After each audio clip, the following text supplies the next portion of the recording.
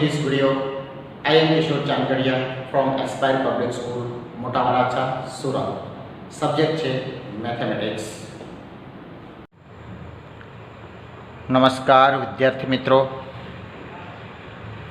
આજે આપણે કેટલીક એવી આકૃતિઓ દોરવા તરફ જઈ રહ્યા છીએ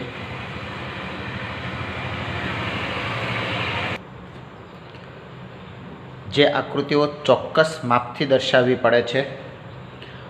અગાઉના પ્રકરણોમાં જે માત્ર આકૃતિઓ દોરેલી તે આકૃતિઓ આપણા તર્ક સરળ રીતે સમજી શકાય તેના માટે દોરેલી હતી, પરંતુ હવે કેટલીક આકૃતિઓ એવી દોરવાની છે કે જે ચોક્કસ ભૌમિતિક ઉપકરણો એટલે કે સાધનોની જરૂર પડે, અને આવા સાધનો જે છે તે આપણા કંપાસ બોક્સમાં જ હોય છે.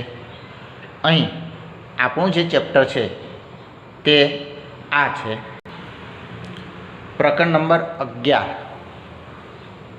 રચનાઓ, જેને અંગ્રેજીમાં કન્સ્ટ્રક્શન્સ કહે છે. વિડિયો લેક્ચર નંબર 1, ધોરણ 9નું ગણિત. હવે અહીંયા જે આપણા કંપાસ પેટીના જે સાધનોનો ઉપયોગ કરવાનો છે તેવા પૈકી કેટલાક સાધનોની ઓળખ તમને સ્પષ્ટ રીતે સમજાય તેવી રીતે કરાવું છું. તો પહેલું સાધન તમે વારંવાર જેમનો ઉપયોગ કરો છો તે છે અંકિત માપપટ્ટી. અંકિત માપપટ્ટી એમને તમે શું કહો છો, ફૂટપટ્ટી પણ તરીકે ઉપયોગમાં લો છો, એટલે કે ફૂટપટ્ટી આવું પણ તમે ઓળખો છો આ નામથી. તો ફૂટપટ્ટીમાં કેવું હોય છે, તો આ રહી ફૂટપટ્ટી તમારી પાસે. તેમાં તમે સ્પષ્ટ રીતે જોઈ શકો છો કે એક બાજુએ 0થી લઈ અને 15 અંક સુધી દર્શાવેલું છે, જેને આપણે સેન્ટીમીટર કહીએ છીએ. આ જે ટૂંકું માપ છે તે સેન્ટીમીટર છે. 0 અને 1 એમ 1 અને 2, 2 અને 3 એમ કરતાં 14 અને 15 દરેકની વચ્ચે 10 કાપા હોય છે, અને એ દરેક કાપાનું મૂલ્ય એટલે કે એક કાપાનું મૂલ્ય 1 mm થાય, 1 mm છે. અને જ્યારે બીજી બાજુએ જે અંકિત છે માપ તે 1 ઇંચનું છે, એટલે કે અહીંથી લઈને અહીંયા સુધીનું જે માપ છે એ તમને 1 ઇંચ બતાવે છે.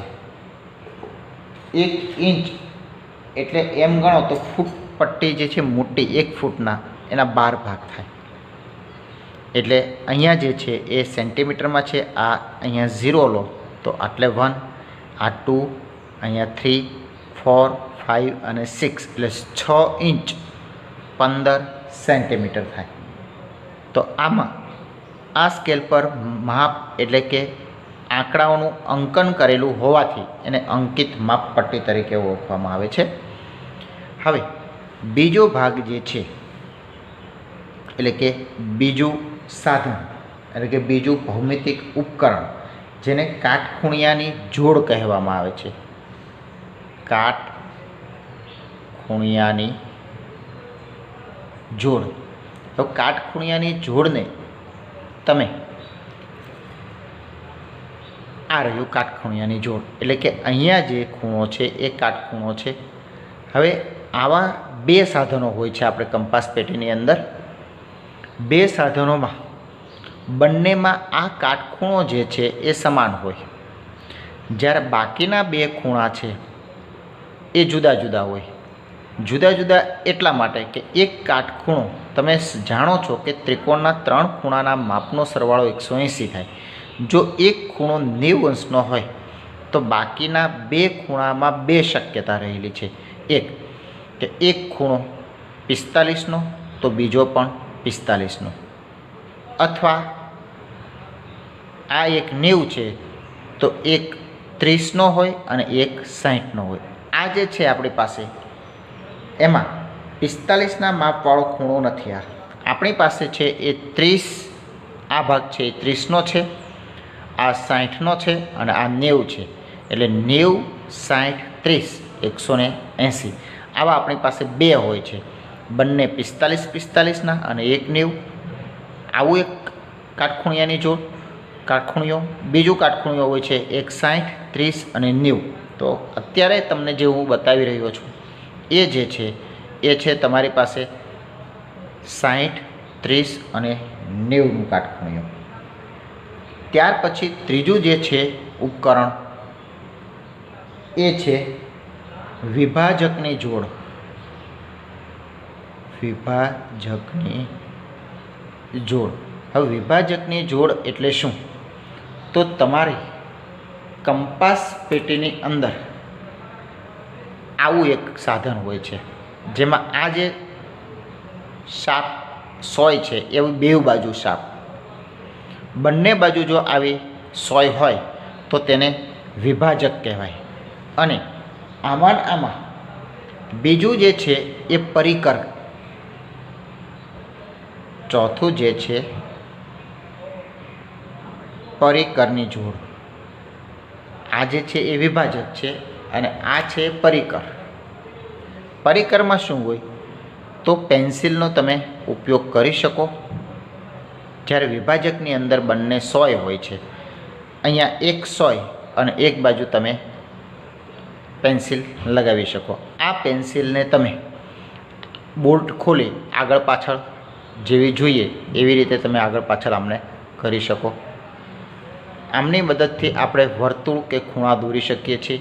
આ જે છે આમને પણ નાનું મોટું તમે કરી શકો છો અને ખૂણો કે વર્તુળ જે દોરવું હોય તેમના માટે ઉપયોગ કરી શકીએ. તો આ છે તે પરિકર છે. અને પાંચમું જે છે જેને કોણ માપક કહે છે. શું કહેવાય? કોણ માપક.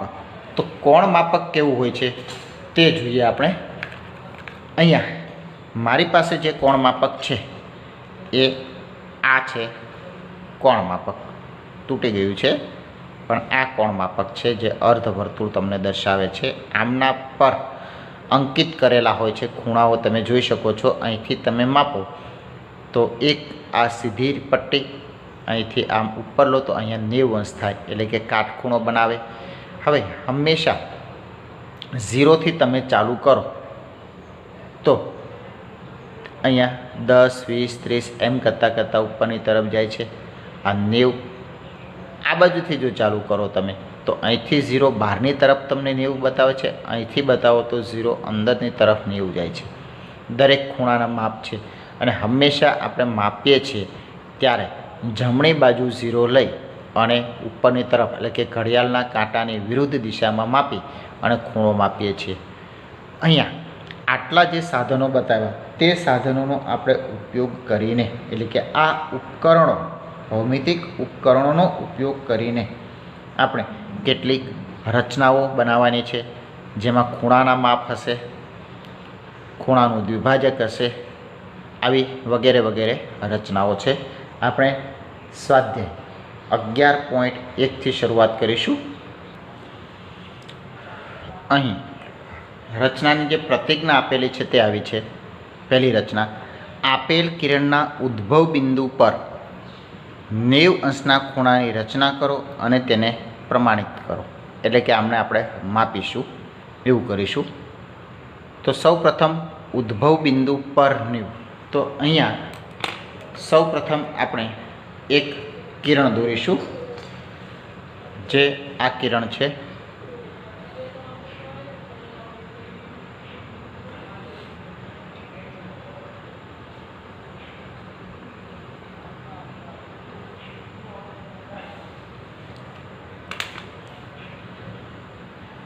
અમને થોડુંક ડાર્ક કરી લઉં.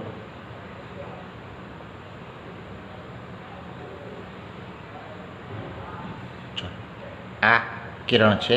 અહીંયા હું એ બિંદુ લઈ લઉં. આ એક્સ કિરણ છે એટલે ઉદ્ભવ બિંદુ છે તે એ થશે.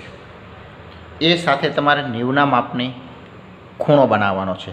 90ના માપનો ખૂણો બનાવવા માટે સૌ પ્રથમ તમે પરિકર લેશો. આ પરિકરને કેન્દ્ર તરીકે એ પર મૂકો અને હવે તમારે યોગ્ય લંબાઈની ત્રિજ્યા લેવાની છે. અહીં યોગ્ય લંબાઈની ત્રિજ્યા લઈ તમારે આવી રીતે વર્તુળ દોરવાનું છે. એક આ હું વર્તુળ દોરું છું. આખું પેજ નહીં ફેરવવાનું, આવી રીતે તમે પરિકર ફેરવો, આ બની ગયું વર્તુળ. હવે એ જ વર્તુળ પર તમારે જે કિરણને છેદે છે ત્યાંથી ચાપ મારો, ફરી જ્યાં છેદે છે ત્યાંથી ચાપ મારો. આમાં એક ચાપ તમે ઉપરથી ત્યાં ને ત્યાં, જ્યારે બીજી બાજુ જ્યાં છેદે છે ત્યાંથી તમે ફરી ચાપ મારો. ફરીથી જોઈ લો. સૌ પ્રથમ તમે એક એ એક્સ કિરણ દોર્યું, ઉદ્ભવ બિંદુ એ છે, ત્યાં વર્તુળનું જે પરિકરનો એક પોઈન્ટ છે 100 વાળો, તેને ત્યાં મૂકો. યોગ્ય ત્રિજ્યા લો, તમને જેટલી ગમે તેટલી. તેવી રીતે તમે એક આ રીતે અર્ધ વર્તુળ બનાવી દેશો. હવે અર્ધ વર્તુળની જે ત્રિજ્યા લીધેલી છે એ જ ત્રિજ્યાથી કિરણ એ એક્સ પરથી તમે 2 ચાપ મારશો. આવી રીતે 2 ચાપ મારી દીધા. હવે બંને ચાપમાંથી વારા ફરતી ઉપર ચાપ મારો. આ રીતે ઉપર ચાપ મારી હવે એ ચાપને તમે જોડી દેશો. એ જોડવાથી જે બને છે તમારે એ તમારો 90 અંશનો ખૂણો, એટલે કે એક અહીંયા છે. જો તમને એવું લાગતું હોય કે ક્યાંથી જોડવું, તો અહીંયા જે 2 છેદે છે એક્ઝેક્ટ ત્યાં એક પરિકરથી હોલ જેવું કરતો, એટલે જે બીજી પેન્સિલ તમે લેશો તો અહીંયા એક હોલ હશે, અહીંયા પણ હોલ હશે, એમને તમે જોડી દેશો. તો આ જોડવાથી જે અહીંયા બિંદુ કોઈ તમે લઈ લો, દાખલા તરીકે હું લઈ લઉં છું અહીંયા બી બિંદુ, અને આમના પર કોઈ એક લઈ લઉં છું હું સી બિંદુ. તો ખૂણો બી એ સી જે છે એ 90 અંશનો ખૂણો બને છે. અને આમને આપણે જો માપીએ કોણ માપકની મદદથી તો એ પણ 90 અંશનું માપ થાય છે. જુઓ, આ કોણ માપક છે મારી પાસે. હું કેવી રીતે માપું છું તો તમે જોશો. અહીંયા જે પોઈન્ટ છે એ પોઈન્ટ અને આ રેખા બંને એક રેખસ્થ થાય તેવી રીતે તમારે એમને ફેરવવાનું છે. તો આવી રીતે હું કરી દઉં તો તમે જોઈ શકો છો કે આ એક રેખસ્થ થઈ ગયું, અને અહીંયા જે કિરણ બહાર આવે છે એ 90નું માપ દર્શાવે છે. તમે જોઈ શકો છો, એકદમ સ્પષ્ટ છે. તો આ આપણો 90 અંશનો ખૂણો તૈયાર થઈ ગયો છે. હવે રચનાના મુદ્દા લખવાના હોય, જે કામ આપણે કર્યું છે તેમના આપણે મુદ્દા લખવાના થાય. તો એ મુદ્દાઓ કેવી રીતે લખવા તે અહીંયા આપણે જોઈએ. અહીંયા લખું છું હું મુદ્દાઓ. કેવી રીતે મુદ્દાઓ લખીશું? જો પહેલું આપણે સૌ પ્રથમ કામ શું કર્યું, તો કિરણ એ એક્સ દોર્યું આપણે. બીજો મુદ્દો શું છે, એ ઉદ્ભવ બિંદુને કેન્દ્ર લઈ અનુકૂળ ત્રિજ્યા લઈને અર્ધ વર્તુળ દોરો, જે કિરણ એ એક્સને છેદે. તો એ આપણે કર્યું. ત્યાર પછી આપણે શું કર્યું તમે જોઈ શકો છો કે આ જે યોગ્ય માપનું આપણે દોર્યું વર્તુળ. હવે એ એક્સ પર જ્યાં છેદે છે ત્યાંથી અર્ધ વર્તુળ પર 2 ચાપ મારો. તો એવું લખશું અહીંયા. આ જ ત્રિજ્યા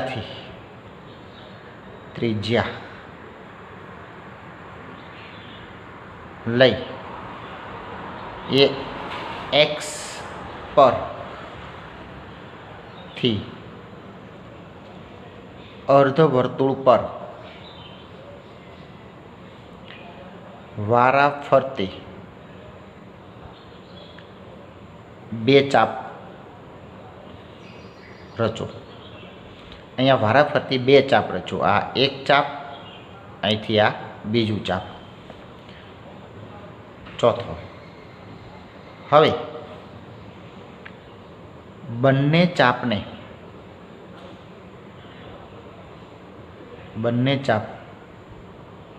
જ્યાં અર્ધવર્તુળને છેદે છે, એટલે કે આ બંને ચાપ જે અર્ધવર્તુળને છેદે છે તેને વારા ફરતે કેન્દ્ર લઈ એ જ માપની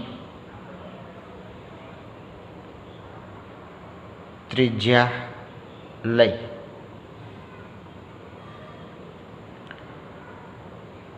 ઉપરના અર્ધતલમાં ચાપ મારો. તો આપણે ઉપરના અર્ધતલમાં અહીંથી એક ઉપર મારી ચાપ, એવી રીતે અહીંથી એક ઉપર મારી, એ બંને જ્યાં છેદે છે તે લખીએ. અર્ધતલમાં ચાપ મારો, જે જ્યાં છેદે ત્યાંથી બિંદુ એ પર કિરણ રચો. તો આપણે બિંદુ એ પર અહીંથી કિરણ રચું. અહીંયા છેલ્લો મુદ્દો, આમ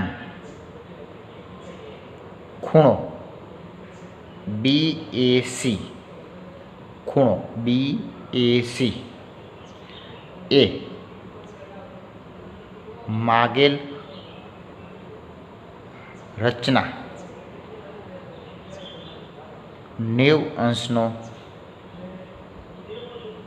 અંશના ખૂણાની છે. તો અહીંયા આ આપણી એક રચના પૂર્ણ થઈ. તમે જોઈ શકો છો કે અહીંયા કોઈ જગ્યાએ ડબલ લાઈન થવી જોઈએ નહીં. જે દોરો છો એ પરફેક્ટ દોરો. આ 90 અંશના ખૂણાની રચના થઈ. આમાં તમારે અલગ અલગ કરી શકવાની, એટલે કે હવે પછીની જે રચના છે એમાં તમારે 45 અંશનો ખૂણો બનાવવાનો છે. તો 45 અંશનો ખૂણો બનાવવા માટે આ જે 90નો ખૂણો છે એમનો જ દ્વિભાજક તમારે કરવાનો થાય, એટલે કે અડધો ખૂણો કરવાનો થાય. અડધો ખૂણો તમે બનાવો એટલે તમને શું મળે? 45 અંશના ખૂણાની રચના મળે. તો બીજી રચના તરફ આપણે જઈ રહ્યા છીએ. જો બીજી રચના છે આપણી પાસે, આપેલ કિરણના ઉદ્ભવ બિંદુ પર 45 અંશના ખૂણાની રચના કરો. હવે રચનાના મુદ્દામાં તમારે ખાસ જોવાનું છે. તમે જે કિરણ જેમ કર્યું હોય તેમ તમારે દર્શાવવાનું છે. હવે અહીંયા આપણે 45 અંશના ખૂણાની રચના કરવી હોય તો સૌ પ્રથમ તમારે 90 અંશનો ખૂણો બનાવવો પડે. હવે 90 અંશનો ખૂણો હું બનાવું તો એમનો દ્વિભાજક કરવાથી મને 45 અંશનો ખૂણો મળે. તો અહીંયા સૌ પ્રથમ હું એક કિરણ દોરીશ. ચલો, આ એક કિરણ છે. હવે કિરણનું ઉદ્ભવ બિંદુ અહીંયા હું x લખું તો ઉદ્ભવ બિંદુ અહીંયા છે, જેમને A કહું. હવે એ પર મારે 90 અંશનો ખૂણો બનાવવા માટે પહેલી રચના જે કરી તેમ જ કરવાનું છે. એને કેન્દ્ર લઈશ. યોગ્ય માપની ત્રિજ્યા લઈ અને હું વર્તુળ રચીશ. ચલો, આ મેં યોગ્ય માપની ત્રિજ્યા લઈને વર્તુળ રચ્યું છે. વર્તુળ જ્યાં એ એક્સને છેદે છે ત્યાંથી હું 2 ચાપ અર્ધવર્તુળ પર મારીશ. આ 2 ચાપ જ્યાં મેં મારેલા છે ત્યાંથી એક ચાપને ઉપરના અર્ધતલમાં મારીશ. એકને કેન્દ્ર લઈ, બીજાને કેન્દ્ર લઈ અને ફરીથી ઉપરના જ અર્ધતલમાં મારીશ. જ્યાં છેદે છે તેમને હું પેન્સિલથી જોડી દઈશ. તો હું જો પેન્સિલથી જોડું આમને તો એ છે એ મને 90 અંશનો ખૂણો. હવે તમને મિત્રો કહ્યું કે જો ભૂલ થતી હોય ક્યાંય તો એમના માટે હું શું કરીશ કે ઉપર જ્યાં છેદે છે ત્યાં જ એક પોઈન્ટ બનાવી દઈશ, જેથી કરીને આપણે કામ સરળ થાય કે આડાહવડું ન થઈ જાય. પોઈન્ટ એક ત્યાં મૂકીશ, એવી રીતે અહીંયા મૂકીશ. આ બંનેથી હું ઉપરની તરફ કિરણ દોરીશ. તો આ જે કિરણ બને છે એ કિરણ શું બન્યું? ચલો, એ વાય લઉં છું. તો આ 90 અંશનો ખૂણો બને. હવે મારે 90 અંશનો દ્વિભાજક કરું એટલે મને શું મળશે? 45 અંશનો ખૂણો. હવે 45 અંશનો ખૂણો એટલે કે 90ના અડધા કરવાના છે. મિત્રો, જ્યારે પણ અડધા કરવાના હોય જે ખૂણાના, તો જ્યાંથી જ્યાં છેદે છે એટલે કે અહીંયા એક અને આ કિરણને છેદે છે એ અહીંયા છેદે છે આ ભાગ પર, ત્યાં હું પોઈન્ટ કરી નાખીશ, અહીંયા પોઈન્ટ. હવે શું કરવાનું, એ બંનેનું જે માપ છે એ માપ તમારે લઈ લેવાનું છે. એટલે અહીંયા જે પોઈન્ટ છે એ હું જરાક જોઈ લઈશ, મને મળી ગયું છે. તો એમને કેન્દ્ર તરીકે આપણે લઈ બંને પરથી વારાફરતી ચાપ બહારના બાજુએ મારવાનું છે. આમને માર્યું મેં અહીંથી, હવે ત્યાંથી કેન્દ્ર લઈ અને ફરીથી એમને હું મારીશ. તો આ જે બંને છેદે છે ત્યાં ફરી હું એક પોઈન્ટ કરી દઈશ અને એ પોઈન્ટથીને લઈને હું હવે જોડી દઈશ એ બિંદુ સાથે. તો આ જે ખૂણો બને છે એ આપણો 90ના અડધા એટલે કે 90નું દ્વિભાજક 45 અંશનો ખૂણો બને છે. આમને આપણે કોણ માપકની મદદથી માપીશું. આ છે ઝેડ. તો ખૂણો ઝેડ એ એક્સ, આ જે ખૂણો બને છે ઝેડ એ એક્સ એ કેટલા માપનો બન્યો? 45 અંશનો ખૂણો બનેલો છે.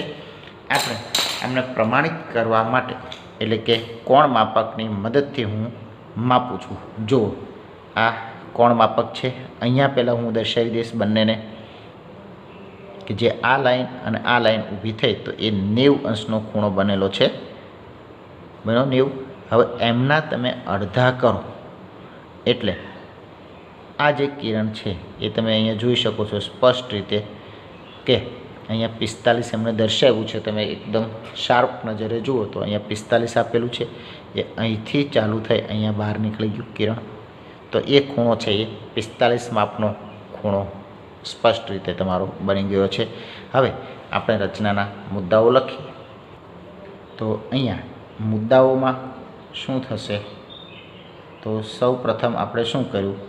પહેલો મુદ્દો કિરણ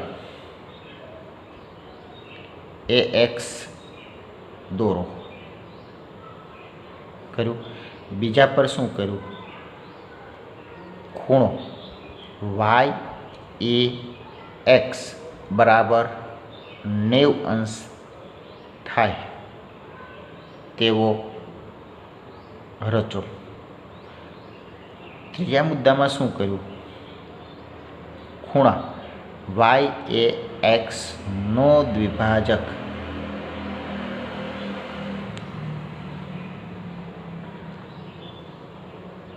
બનાવવા કિરણ એ એક્સ અને કિરણ એ વાય પર જે બિંદુઓ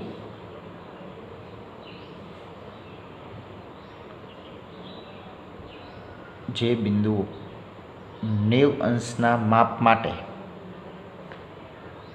મળે તેના જેટલું માપ લઈને ખૂણો એ વાય એ એક્સના અંદરના ભાગમાં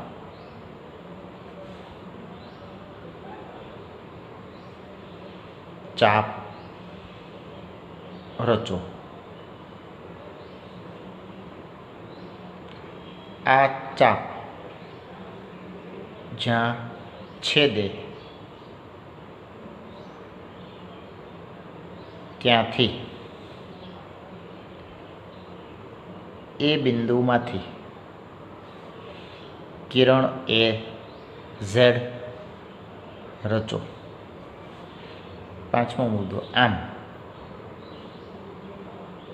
ખૂણો ઝેડ એ એક્સ બરાબર 45 અંશ થાય જે માગેલ રચના છે. તો અહીંયા 45 અંશના ખૂણાની જે રચના માગી હતી તે રચના આપણે અહીંયા પૂર્ણ થાય છે.